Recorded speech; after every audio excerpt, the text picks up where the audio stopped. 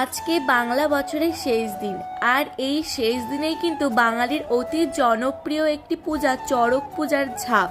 আমাদের এখানেও কিন্তু চড়ক পুজোর জন্য নানান জায়গায় মেলা হচ্ছে। তো সন্ধ্যাবেলা আমি আর দেওয়ার্গ রেডি হয়ে এসেছিলাম মেলাতে। তো মেলাতে এসেই সবার ফার্স্টে আমার এই হরিণ দুটো পছন্দ হয়েছিল, তাই কিনে নিলাম।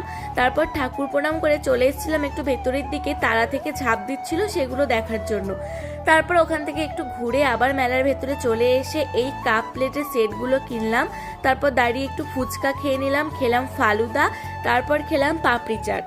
এই মেলায় কিন্তু প্রচুর ভিড় হয়েছিল, তাই বেশিক্ষণ আর দাঁড়াইনি, একটুখানি ঘুগনি খেয়েছিলাম আর খেয়েছিলাম চিকেন পকোড়া। বাড়ি আসার সময় এক গ্লাস আখের রস আর আইসক্রিম খেতে খেতে এই পারে চলে এসেছিলাম, মানে কালীনগরে।